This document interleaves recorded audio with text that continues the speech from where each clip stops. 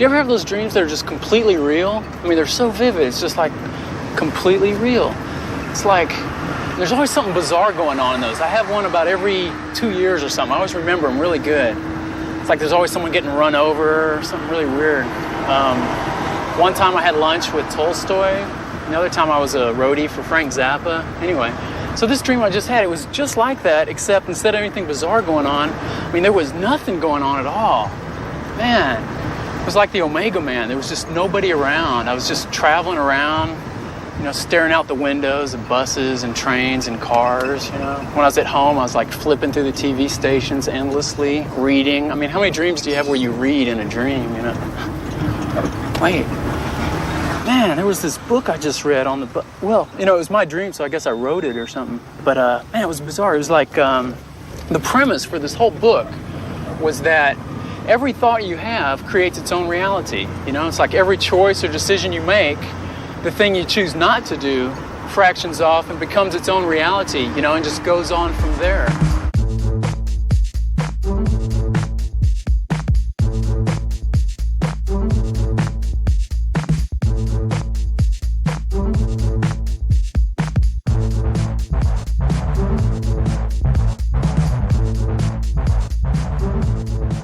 So, hello and welcome to Cinema Eclectica, the Geek Show's dedicated movie podcast, and this week we've created a sort of accidental 80s versus 90s decade showdown. Yes. I didn't realise we did that. Which decade will win? Which decade will have the last laugh? Or the latest laugh? Well, the last laugh was directed by F.W. Murnau in the 1920s. We know that. Oh, no. It's eclectica when there's a silent movie joke. Yeah. Yes, this, as the man says, this is eclectica. I'm Graham, and I've been joined by Tim. Yeah, Rob. And this week we're having an 80s science fiction special in the back half of the show. But before that, we are reviewing what might just be history's most 90s film, Slacker by Richard Linklater. It's a bit harsh to say history's most 90s film. I mean, up until the 90s, there weren't that many opportunities to make 90s films, were there? Well, he was a 1990s specialist. Yeah.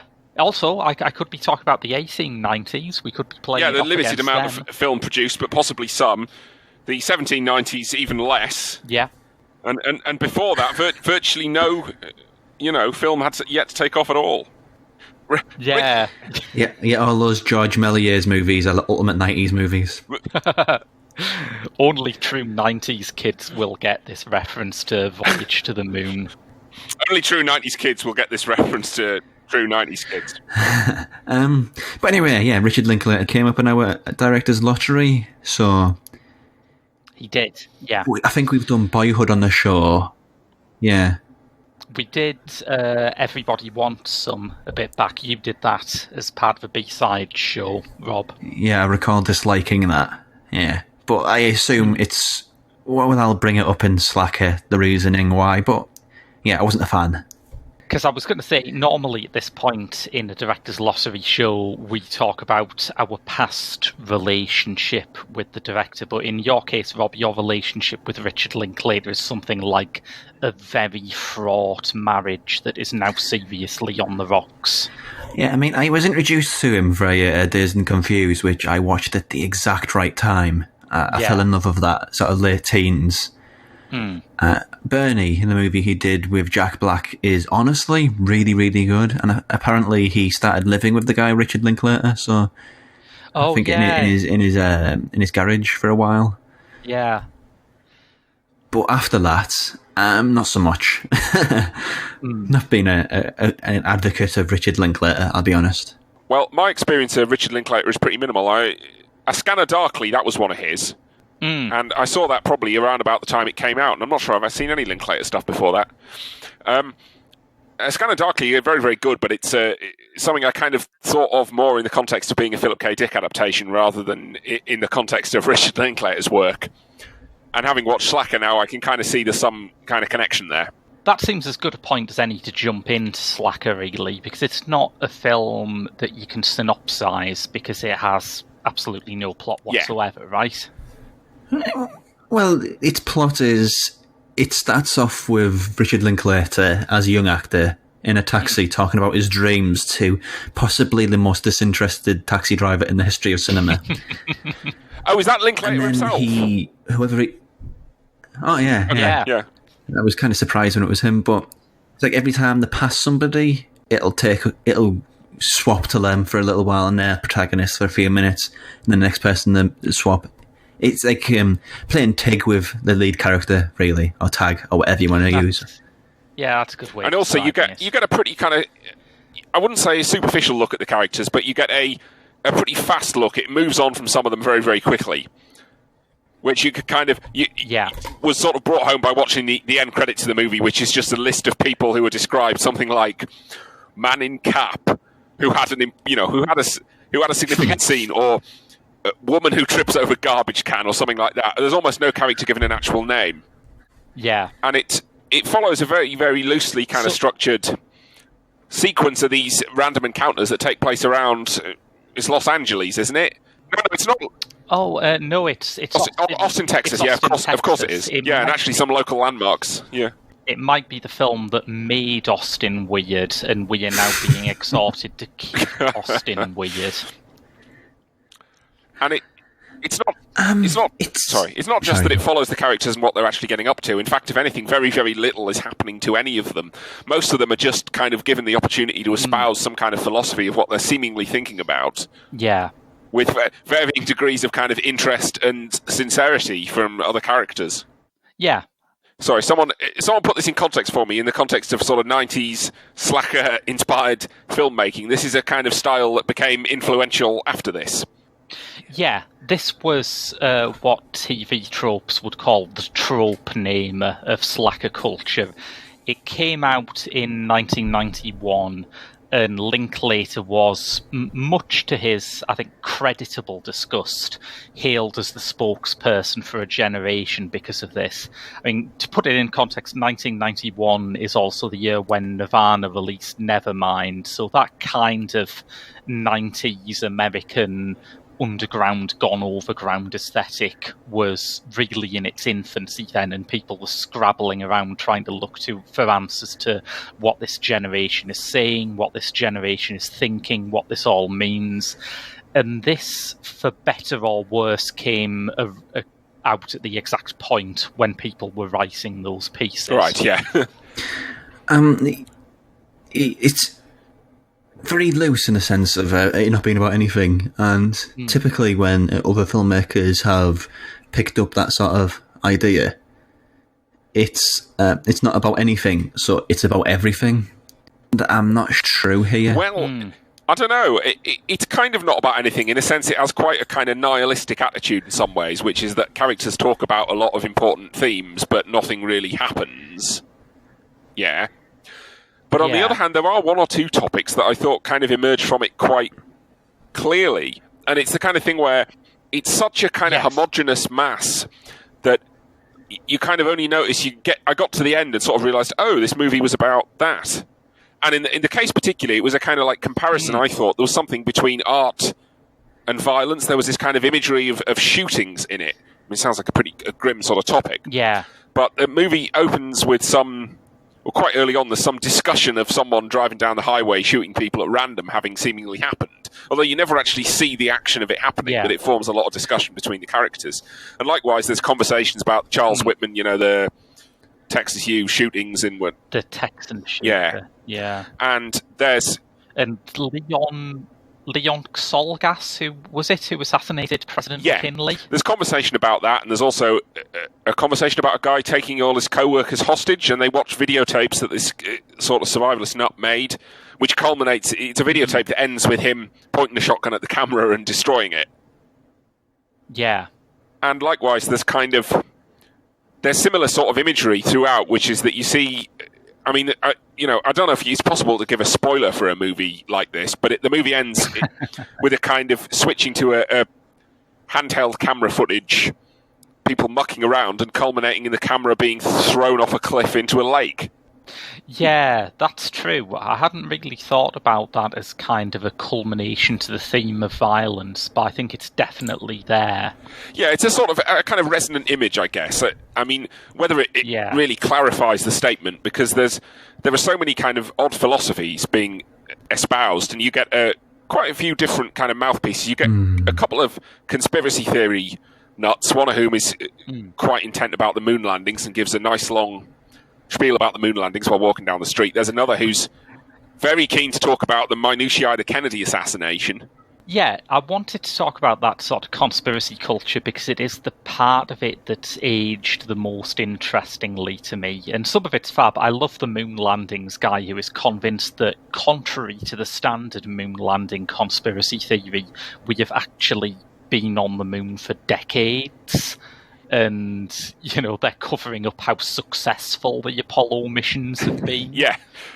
That was good. And he mentions Alternative 3, which, listeners, in case you don't know it, is an absolutely amazing British TV hoax about a colony on Mars that was meant to go out as an April Fool's special on ITV. But because it was the 70s, there was a strike that ended up delaying it until like about June or July, where it was broadcast and massively panicked people. But the Kennedy stuff I found really dull. I think we're at this stage of history where I now do not care who killed Kennedy. If we want to stop it, you know, I'll admit to it myself. Fine, I killed Kennedy. Can we go home and talk about something else? We know, Graham. We know. You say that, but I found it more interesting than what has became through history stock Linklater characters.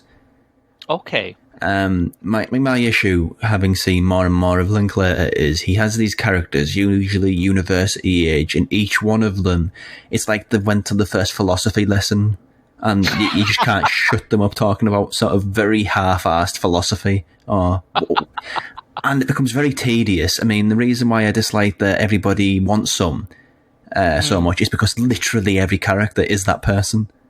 Yeah. And there was lots of talk about sort of how it looked down on women and degraded women characters, which is true, yes. I don't think it's true here, coincidentally, but as far as those sort of characters who are sort of philosophy 101, it just gets very, very tedious. So even though the who shot Kennedy is kind of dull and played out, and it's been on so many different things in so many different places, at least it's more interesting than those guys, personally. Well, that being said, I did really like the bit where that guy just sort of disappears out of his flat and they just got these postcards. That was good. I like that. Oh, yeah. That was a bit of a weird one, really. I mean, that was something quite peculiar, kind of having actually happened, rather than just people talking about it. It was interesting. Yeah. I was going to say about the Kennedy assassination stuff. I mean, I agree with Rob to some extent of saying that it's possible to have these kind of philosophy 101 bores, you know, as the characters. And I went into this, I have to admit, pretty sceptical, having not really seen much Richard Linklater stuff, but having had it described, I kind of thought, is this going to be full of this kind of slightly lame sort of street corner philosophy, somehow expecting it to kind of inject into what's now called the slacker culture? But I was pleasantly surprised, to be honest. I went in thinking, this is going to irritate me in a lot of ways, and actually it didn't. I thought pretty much, as a kind of dose of this kind of content goes, it was surprisingly engaging all the way through. And a lot of the things like the character waffling on about the Kennedy assassination, I didn't think we were really expected to in any way credit it or necessarily take an interest in what he was talking about. And likewise, in terms of the mistreatment of women characters in the films, I thought Slacker was pretty sympathetic to them in a way, which is, you know, someone gets cornered by this dullard talking about his theories about some obscure fact to do with the Kennedy assassination, and she reacts exactly the way you'd expect, and in a way he was meant to look completely foolish, really. Yeah, that's definitely not a problem with Slacker, but I think Rob is right to say it's a problem with some of his other films. And I suppose it goes to this point that people will look back in retrospect and say it is quite odd that someone like Linklater, who as I've said, was talked about as a man who absolutely had his pulse on the finger of the moment. Yeah. Particularly when this came out.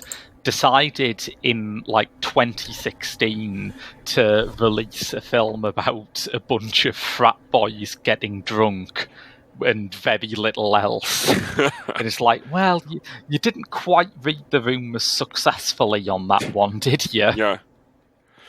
I mean, I don't know if I've had much contact with the kind of stuff that was inspired by this, or the culture that followed it, or the movies that followed it, rather. I'm made to think of Kevin Smith's Clerks in some respects. I think Smith has actually cited this as an inspiration. But I ended up thinking, to be honest, that most of Kevin Smith's stuff, insofar as it resembles this at all, was quite an inferior sort of imitation, really. I kind of sat there thinking, oh, so this is what Kevin Smith was trying to do, but nowhere near as well. Yeah, I would agree that what you get with Linklater is a sense of place and a sense of atmosphere that doesn't really exist in Smith's films. I guess Clerks has that a bit because he was living that life at that place when he made it, but since then, no way. So, yeah, I mean, I'm glad you enjoyed it. I loved Linklater back in the day, but watching this, I can't help but feel that some of my problem with Slacker is that I am seeing myself in my late teens, and I don't like it. Well, that's fair enough. On the other hand, that's a completely personal reaction, and isn't it possible to be more objective about it than that? No, I suppose not.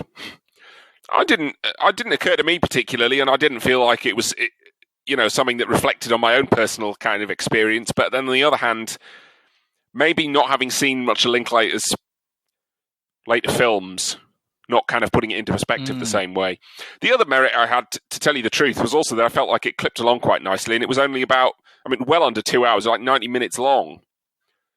Yeah, there is that. And I think, well, if it was 2 hours, it might have started to overstay its welcome. But also, it had a nice kind of momentum to it, which is that characters, walk briskly between scenes, and it changes location pretty frequently, and it switches in and out of new characters. So I kind of thought, is this the sort of thing where I'm going to get bored after an hour? But, certainly didn't. I thought it just about held on and made as much use of that kind of conceit as it could, and then stopped, and I found the whole thing pretty effective, really. Yeah. Which is fair enough. Yeah. So, before we move ahead, do we have any recommendations to go with this? Apart from all the other later kind of Slacker-inspired stuff we've already cited, I think if you wanted to offset that theme of kind of art and violence, and possibly even kind of gun violence particularly, although there's no very explicit kind of political statement in it, you could pair it up with Michael Moore's Bowling for Columbine. Yes. I think that's a fine choice. Which might come with some of the same themes approached from a very different kind of angle, obviously. But you might see kind of resonances between the two. What conclusion you'll end up coming to, I'm not sure exactly. For me, listeners, in between this... we have lost Rob thanks to internet dropouts, and to be honest, while I am saddened that he isn't here, I'm glad that he's not around to hear me recommend a film by Harmony Korine, because he would have strangled me.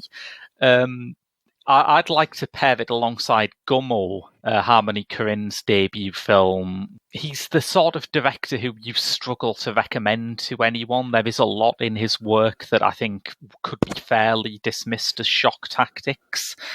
But I think Gummo has that sense of people in a very... I realise Austin isn't a small town, but small neighbourhood, shall we say, who are just drifting along in this kind of nihilistic life that doesn't really add up to anything, but done with a sense of real danger, I think, that I found oddly lacking in Slacker. Like, for all the references to gun violence and assassinations and like name drops for the Manson family, it feels a bit cuddly, Slacker, I think. It's quite warm and indulgent, and Gummo's mean and horrible. So if that's your thing, well... Yeah, that sounds like a pretty good pick.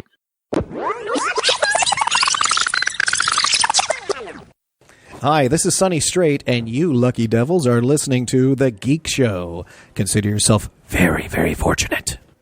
If your goal in life is to get bitten by a radioactive spider and develop superpowers, then you should listen to 4Panel, The Geek Show's dedicated comics and manga podcast. So, if you're enjoying what you're listening to, you can find us on Twitter. Just search for TGS The Geek Show, which is our parent network. We're on Facebook, so again, search for The Geek Show, and you can find us on Patreon at www.patreon.com/The Geek Show. If you go to our website, thegeekshow.co.uk, you can find The Geek Shop, where we sell shirts and bags and other such goodies. This week, perhaps reflecting that we're in the middle of something of a bit of a 80s revival, or there's quite a lot of 80s retro stuff going around at the moment. Yeah. Would you agree, Graham? Yeah. I've been watching 1986's Flight of the Navigator, which is an absolute classic bit of kind of nostalgia-triggering Disney content for people of a certain age, and which has just got a new Blu-ray release. We're just about to have a new Blu-ray release, and I can't think. Well, obviously, this is just directly targeting people who saw it in 1986 when they themselves were 10 years old or something, like that, or possibly younger. Yeah, and I was more or less unfamiliar with it. I think I might have seen it at some point back in the distant past, but to tell you the truth, I would not only just have been born at the time it first came out. So I had very little of the kind of, generational nostalgia about it. Do you think it's due to the fact, Graham, that this stuff from the 80s coming back and the general style of kind of, slightly Spielbergian kids riding around on bikes solving problems in towns? I'm particularly thinking of that Stranger Things TV series. Do you think it's just that people of a certain age tick up to a certain level of, they get promoted to a certain point inside a movie studio, at which point they can greenlight all the stuff that they watched in their childhood? And so I think that's exactly it. Yeah. And it just therefore will always lag something like 25, 30 years behind. So you sort of expect, well, this is when the nostalgia will start. And it is a strange one, though, Flight of the Navigator. People remember it, obviously, very fondly as a bit of kind of quite twee 80s sci-fi, and as being very enjoyable. For those not familiar with this movie at all, it's a kids' science fiction movie. It was made by Randall Kleiser, who is a director mostly known, I think, for having directed Grease, the musical. Yes, yeah. And Flight of the Navigator is peculiar to this. It has another kind of twist on this, is that it actually starts set in the 1970s. And it follows a kid, like a 12-year-old kid, who goes off for a walk in the woods, accidentally, trips over a tree root and knocks himself unconscious in the middle of the night, and then manages to stagger home, only to find that 10 years have passed in the intervening time. And so he's been transported through time forward 10 years to the 80s. Which causes all of that is kind of like the first third of the movie, peculiarly. And then the rest of the movie, essentially, is kind of you getting the science fiction explanation for this, which is more or less that he was abducted by aliens, near enough, and has had lots of peculiar kind of science fiction procedures performed on him, and has been returned 10 years after the fact, not having aged at all. And obviously there's the kind of, shock and amazement of his family to have him back 10 years later, his younger brother now being older than him. And then gradually that aspect of him being, subjected to tests and, people wanting to monitor his brainwaves and stuff like that gets tangled up with the, mysterious government research lab that's looking into this question of whether there was an alien spaceship flying around and where it might still be.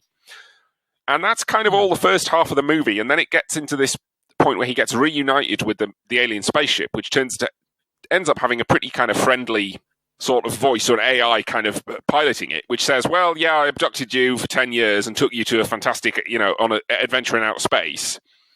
And I used you as the navigator of this spaceship, hence Flight of the Navigator. There's some explanation for it to do with him using his brain as a machine that helps run the ship or something like that. And the kind of odd aspect of this is that then he has pretty much kind of a slightly kind of toned down version of that adventure. It's a movie, it's got a spaceship in it. It's got actually a reasonably decent bit of CGI, certainly for 1986. It's got a CGI spaceship where they quite wisely avoid the spaceship trying to look like anything real whatsoever. So it looks like a kind of glowing silver object that forms strange shapes. And most of the rest of it they do with kind of practical effects for the spaceship's interior with lots of kind of strange bits of moving machinery. And the spaceship is employed as a character called, which refers to itself, or he decides to name it as Max. Right. The odd aspect to this is only that they don't really go on much of a space adventure, really. In the second half of the movie, they kind of fly around on Earth quite a bit, and he chats to the ship. But it mainly seems to just kind of involve him having discovered this and then being taken home. And coming across a few odd alien artifacts, but I have to admit, I struggle to tell you the truth to recommend it to adults as a kind of new movie today. I mean, it's obviously a kids' movie, and it actually has... Yeah. It seems to have been a popular opinion online that it's full of this really, really dated kind of 80s humour, and that there's lots of kind of stupid jokes and bits of 80s slang in the second half of it once the ship's computer starts picking up bits of human culture. Yeah. And I actually thought most of that stuff was actually pretty funny, and there's some flashes of kind of wit in the script. But overall, whether people who saw it at the time when they were 10 years old in 1986, are they going to be disappointed to kind of think, well, your version of it in your memory might be better than the movie itself actually is? It feels kind of like slightly made for TV-ish. Yeah. It's strange that it lacks perhaps the concept of this kid having been abducted by aliens and then put back. You don't actually see anything of the apparent 10-year voyage that he went on. Well, 10 years having elapsed on Earth. He was flown off to an alien planet, the ship picked up loads of data, and then eventually brought him back, and 10 years had elapsed. But we don't really see any of that stuff, and it kind of implies maybe he went on the most fantastic adventure with alien creatures. They would have seen far-flung planets and huge empires at war with each other. Most of that you don't see. You see a little bit of, the ship flying around on Earth, a few special effects along those lines, and a few strange little puppet creatures that have been captured aboard the ship. And likewise, it doesn't really delve into the amazing concept from the human angle of the fact that he was missing from Earth for 10 years and it's put this 10-year hole in his life. And it's kind of, they gloss over that a bit because the parents are amazed to have him back. And then he meets the ship again and is kind of flown off again and abducted for a rather shorter time and then sort of put back and reunited with his family at the end. And I kind of thought, wow, if you watch the first half of this movie, you could think this could be a quite adult-targeted movie with some sort of strange sci-fi metaphor for something to do with abduction or youth or some sort of horrible trauma. But obviously that's far too grim to make an actual 90-minute children's movie out of. Yes. So, I don't know, really. Kids will probably still lap it up, I would think. Yeah. It has maybe the other problem putting it in context is that story of the missing child abducted by the alien ship and then sort of reunited is more or less exactly the plot of Close Encounters of the Third Kind. There's one strand of that with one of the main characters in that whose kid is abducted and then finally returned by the spaceship at the end. So it's sort of, this is kind of a slightly more children-friendly, sanitized version of the same story where you see what happens to the kid, but the parents' absolute horror at it having happened is not dealt with that seriously as a theme. So if you're very nostalgic about this movie, I guess pick it up. You may find, I think you'll find you'll still enjoy it. If you've now got kids of your own, certainly they're going to enjoy it. Don't want to lose your way. Let Virgil guide you, man. You inform you on the ways of the night. Children withering away up here, brother. Worshipping the idol of capital. Lusting after the false salvation of here and now. Black brother and sister perishing up here, man. Waiting for scrap from a presser table. I was separated from the show by the internet, so through the power of some more internet, here I am bringing my movie to the 1980s sci-fi special. Now, 80s sci-fi, I don't know if I'm reiterating what's already been said here, but I'm going to say it anyway. But 1980s sci-fi has like this very, very thin veneer of being classy, but then everything underneath it is trash, which is really intriguing because it kind of represents Brother from Another Planet as well. It's that phrase, brother from another mother. Obviously, it's play on that. But on a more core level, it's also basically what would be an exploitation movie in the hands of somebody else, but in the hands of John Sayles, who ironically made his crust writing scripts for the king of exploitation, Roger Corman. Turned out something which is much more thoughtful and intellectual than the title suggests. Because in it, Joe Morton, in the first scene, he's basically, one of his legs is garbled. It's a mess. He's crash landed on the planet. He's got all sorts of clothes which don't match. He's a mess. But he doesn't speak, so he can't really converse with anybody. But he's got healing hands. As suggestive as that sounds, he's got healing hands. Puts his hands on his leg, regenerates his missing leg, and heads off into Harlem to just live, really. And what it does is, it's basically The Man Who Fell to Earth, but he's black, which would be the exploitation take on this. So what John Sayles has done with it, though, in this early career movie, is do something which it talks about sort of the immigrant experience. It's basically about how he can't find work and how he struggles to find a place because people don't know who he is. And that's the meat of the movie. A lot of it is just him pottering around, interacting with people, and sort of finding his place in Harlem, in this era of Harlem, which is pretty down and out, and many people are struggling to find work. There's a bar that he keeps on going to, which has elderly patrons. As a young lad who's always at the arcade, it's got scenes in arcades where there's lots of young people who can't find work. So there's this feeling of sort of dissatisfaction in Harlem then. I know it's true for a lot of Harlem, but it picks a specific time and a specific place, which is the early 80s, which, yeah, I won't go into that because that's more social history than cinema critica. But what John Sayles does really well, I feel, is he allows you a way into that community, into that world, because he's not putting this film together as it's a political think piece, a social think piece. He's done this by making really likeable and relatable characters. There's that bit where it keeps on going back to, it's like the centerpiece, really, the center location for the movie, where Joe Morton, who's referenced in the credits as the brother, he keeps on going back there, and the people there are just great. The dialogue is sparkling. It's really well characterized, really well acted, even though I don't recognize any of the actors beyond Joe Morton. Which makes something very rare, it's a movie that's trying to make a point, but it's also entertaining. Very, very entertaining. I think the only time when it stops being that is when it's already pretty overtly political, but when it takes that a little bit further. John Sayles is one of these men in black who are implied heavily to be aliens from the same planet as Joe Morton's the brother. And they're very, very weird. I mean, more weird than the mute guy who fixes machines with his hands. I mean, these guys just have no sort. It's like the aliens hiding in men's skin and they're not even trying to hide it. That's what the characters are like, and that's sort of a parallel for the idea that the state is chasing after these illegal aliens. Very on the nose, but when it becomes that, it's much less interesting, I feel, when it's more vague and plotless and it's just about a character sort of finding his way in the world. It's got a lot to offer, and I think a lot of that comes through the performance of Joe Morton, who, as I said before, is completely mute.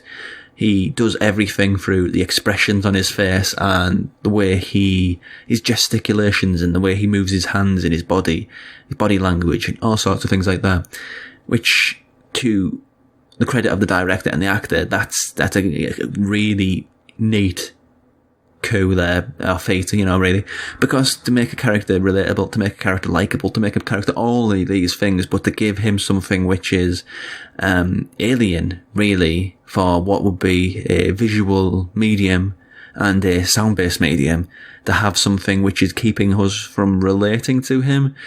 It's what I mean. I mean, this is fundamentally a blaxploitation movie, but it's one of the post-blaxploitation movies where it had a point, and it was done by a director of considerable talent. So it's an interesting movie, but to call it sort of a 1980s sci-fi movie I don't think it's entirely hitting the nail on the head for what this thing is, because when you talk about 1980s sci-fi, you talk about either, on the high end of the scale, you've got stuff like Blade Runner, on the low end on the other end of the scale, we've got, I can't remember what it's called, but it had Christopher Lambert in it, and there's another one with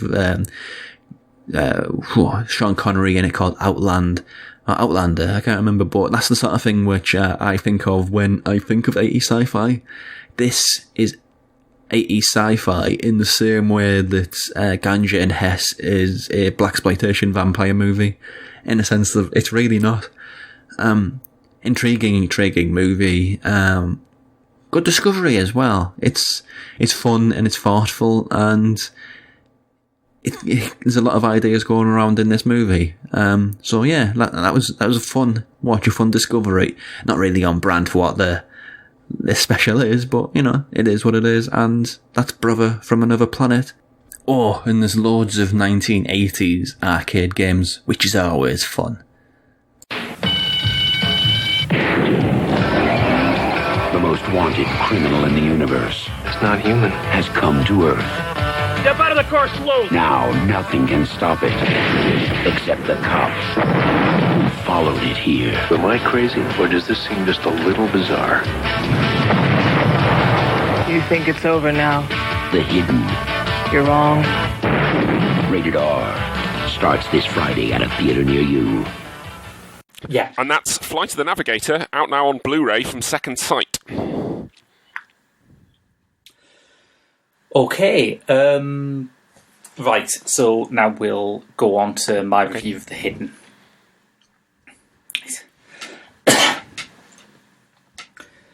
So I've got to say, in this 80s, 90s battle, it looks like a pretty convincing victory for the 80s so far. Yeah. Yeah. I mean, obviously, the best decade in human history was guaranteed to be one of the 2 decades in which I was a child. That's just how it works. Yeah. Okay. But I'm quite surprised by the result. As you can hear, your listeners, we have got Rob back. We found him down the back of the internet sofa. Yeah, it's full of fluff. Yeah, it's full of fluff and things we don't talk about. But I am glad that you're back, because this is a film I found out about because you reviewed it on Letterboxd. Yes, it's one of... Letterboxd does this thing quite often, where it says, this film that nobody's heard of, it's the best thing ever. And usually when I've done that, it's not. Yeah. It's really not. But in this was a brilliant discovery. What is this movie then? Sorry. Well, I'm about to get there. This is The Hidden, by a guy called Jack Shoulder, whose surname really is just Shoulder with the U missing. Okay. And when I did some research, I found that its star, Kyle MacLachlan, cited it as inspiration for the performance he gave as Dougie Jones in Twin Peaks: The Return. Oh, now this must be your favourite movie now, then. I'm so excited by that, because that is a performance that we've... I mean, love seems very strong, but I think we all looked at it and went, wow, they're going for that in a vaguely admiring way. It was definitely a decision. Yes. Yes. So I was very excited to take a look at this, and as soon as I started watching it, I saw it on Amazon Prime, and it starts and there's a car chase, and there is not just a car chase, there is like the car chase, which hits every beat of what you want from a high-speed police chase in an LA set 1980s action film. Listeners, there is even a cameo by 2 people taking a pane of glass across the road. Ah, the best of all tropes. Yes. So it had my attention immediately. And it turns out, once the guy who is leading the police chase is shot a genuinely astonishing number of times and still does not die, he's taken to hospital. The LAPD investigate him. There's obviously, a lot of questions being asked. The LAPD have shot someone and they're white, so pretty unusual. And it's discovered that this guy was a completely average citizen with no previous record of any kind of violent crime. He seems to have no particular affiliations or associations which might help them make sense of this. And all looks pretty perplexing, but in a late 80s piece of American media, the only thing that can clear up a perplexing mystery is Kyle MacLachlan coming in as a weirdo FBI agent. Perfectly reasonable so far. Yeah. He is Agent Gallagher, and he is just so stiff and strange. Every movement he makes, everything he says is like peak awkward. He is awkward before awkward was even a thing. And while this is going on, we see the guy, Jack DeVries, who was shot by the police in hospital. And he's in hospital opposite another patient who is also... he's on this weird kind of ward where it's for people who are in serious danger of dying, but they can't be bothered taking them to the emergency ward, which is, I think, a bit of a screenwriter's contrivance. I would be surprised if, if many of those actually existed. But anyway, that happens. 80s were special. That's all we know from the movies like this. Apparently the American healthcare system is as bad as everyone's been saying. DeVries gets up. He leans over the person he's sharing a ward with.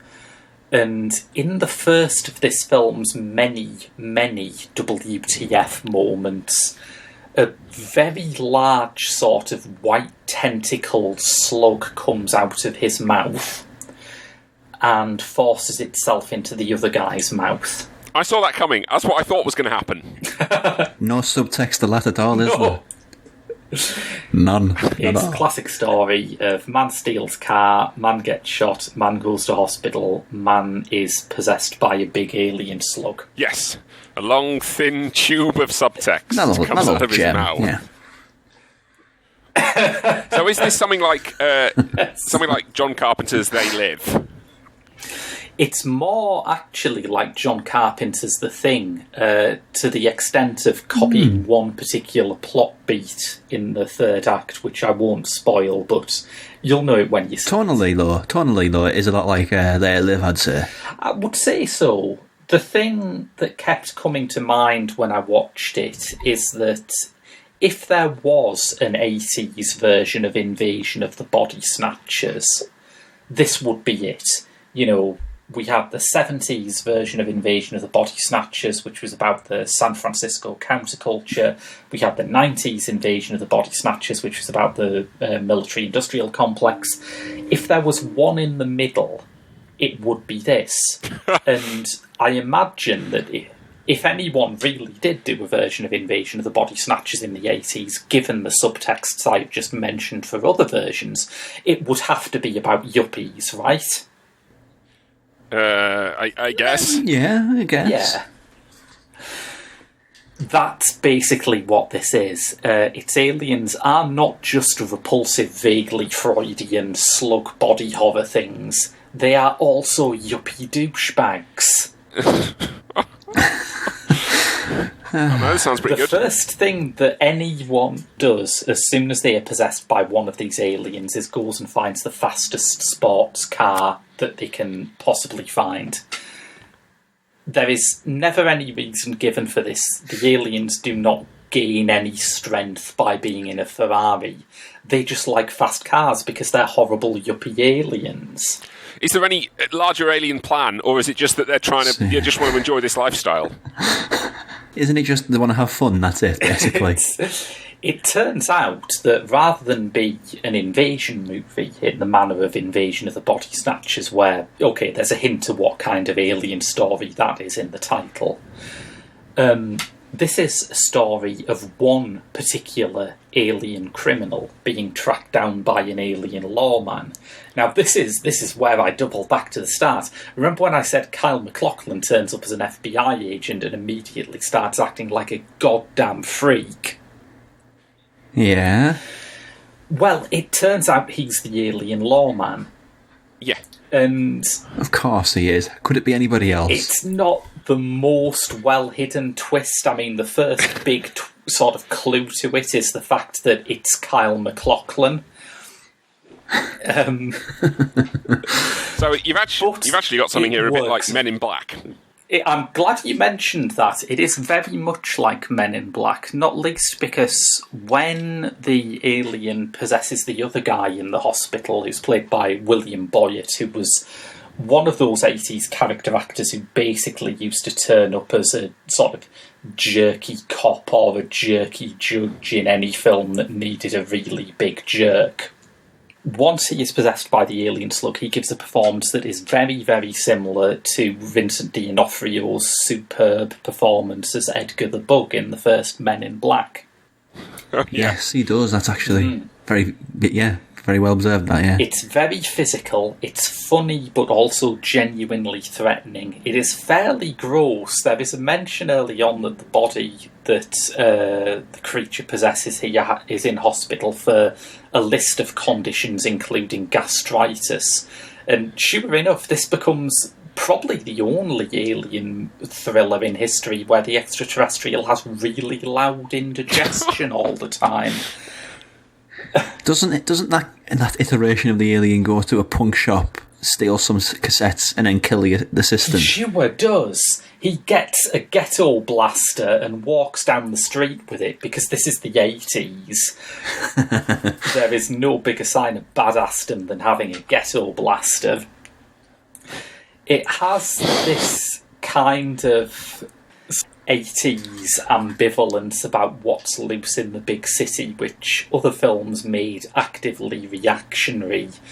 But here, it's just sort of harmless and charming, not least because the hero, rather than being some sort of big macho Reagan-era action hero murdering everyone in sight, is a dorky, even by Kyle MacLachlan's standards, Kyle MacLachlan, standing around looking extremely uncomfortable and wielding an alien weapon that looks like a really useless kid's toy where you don't even know what it's meant to be. It is a lot of fun, frankly. And it comes to a conclusion which is incredibly satisfying, particularly in the current climate. I won't spoil it, but it has an element to it where the aliens' plan is both dastardly and kind of rubbish, and it doesn't really harm anything because, like I say, this isn't meant to be an invasion fleet. This is just one jerk on Earth. But it, trying not to get into spoilers, but there is a moment where the alien significantly watches a news broadcast about a politician who says stuff like, "I want to send a message that government can help the average working American." It's like, right, so whatever your evil plan is, it involves the Democratic Party in the 1980s. Yeah, that's going to work. I'm sure as soon as you possess the body of Michael Dukakis, Earth will fall before you. But I really loved this. I mean, it bangs along at a hell of a pace. It has, I think, just enough money in it to produce some really impressive action, but not so much money that it has to shave off all its weird edges and become more of a sort of standard blockbuster. It has a cast of remarkable, before they were famous, appearances. I mean, MacLachlan had done Blue Velvet at this point, so he was, on the up and up. It has a cameo as a senator's assistant from Lin Shaye, the veteran character actor who's become a horror icon thanks to Blumhouse work. It has an amazingly brief appearance by Danny Trejo, who gets blown up almost as soon as he appears. But And he looks young. It's amazing. I didn't think he ever looked young, but he does. I mean, he looks young grading on the Danny Trejo curve. He doesn't look like a young person. He looks like a young Danny Trejo. But this was his sixth role, just before he filmed Death Wish 4, the something inning. I've forgotten what inning Death Wish 4 was, but the Crackdown. That was it. Death Wish 4, the Crackdown. That's the vintage we're talking about here. That franchise.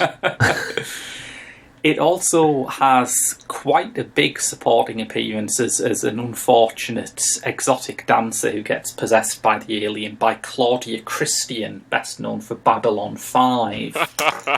When I watched it, I was like, I know that person. I know who that is. I was like half when it was on the screen. It was completely doing me in. I never watched much Babylon 5, but I do have a certain soft spot for Claudia Christian because her life was an 80s action movie. It's spectacular. I haven't read her autobiography, but it's more tempting than any autobiography by a science fiction star of a show that I don't watch, because it's a pretty incredible life.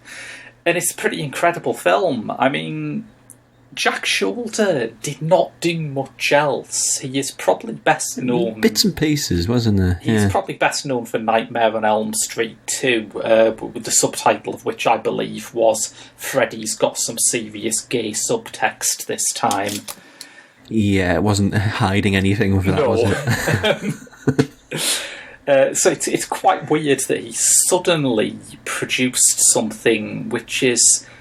It's not perfect, but its flaws only strengthen it. I mean, it has some moments in it that are outright silly, and you'd feel shortchanged if they weren't there. It's the kind of movie where you need that. So, yeah, I had a whale of a time with it, and as a big fan of Kyle MacLachlan, I was absolutely delighted by this performance. It's incredibly funny and manages to be very charismatic while also, basically standing around doing nothing and looking slightly frightened, which is my favourite kind of Kyle MacLachlan. What I really loved about it, though, is it's fundamentally an 80s action movie, but it's also dipping its toe constantly in horror, constantly in comedy, constantly in sci-fi. Yeah.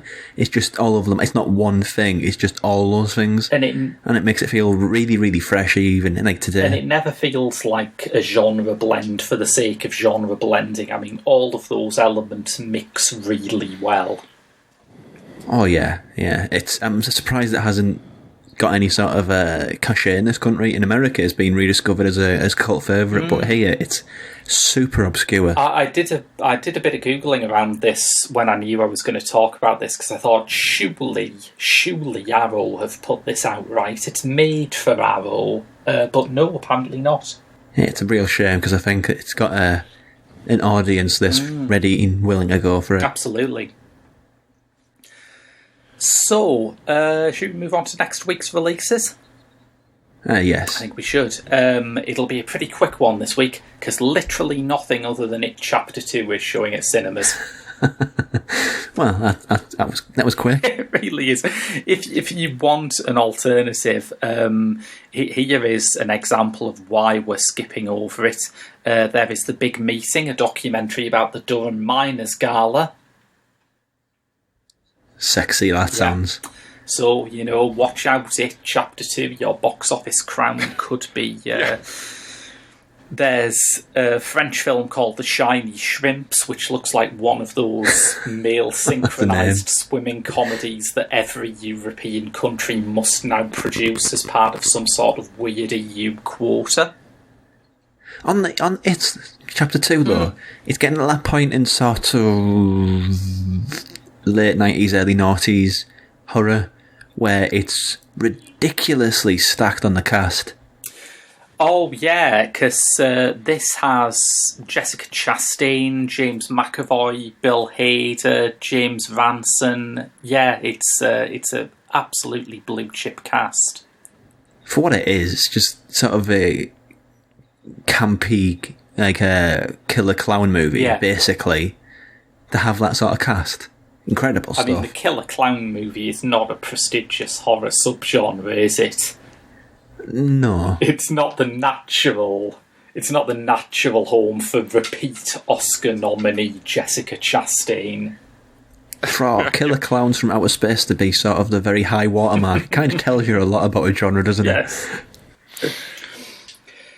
So yeah, I think it's pretty much a foregone conclusion what we're coming back with next week. I'll just mention briefly there is a British indie called Scarborough, which I mentioned solely because it has Jessica Barden in it and she's so cool. But we are doing it Chapter 2. Of course we're doing it Chapter 2. And until then, that's been your lot from Cinema Eclectica. I've been Graham. I've been Rob. And I've been Tim. See you next week.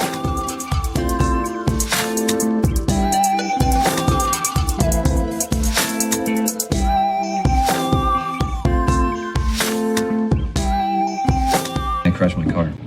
Seriously? Yeah. Man, I hear you. I mean, my heart was literally like pounding right out of my chest. I thought it was only me. It was like pure fear. It's fear. Why do we all feel like that, Mike? You remember something we don't you, Mike? Something happens to you when you leave this town. Farther away, the hazier it all gets. But me, I never left. So yeah, I remember all of it.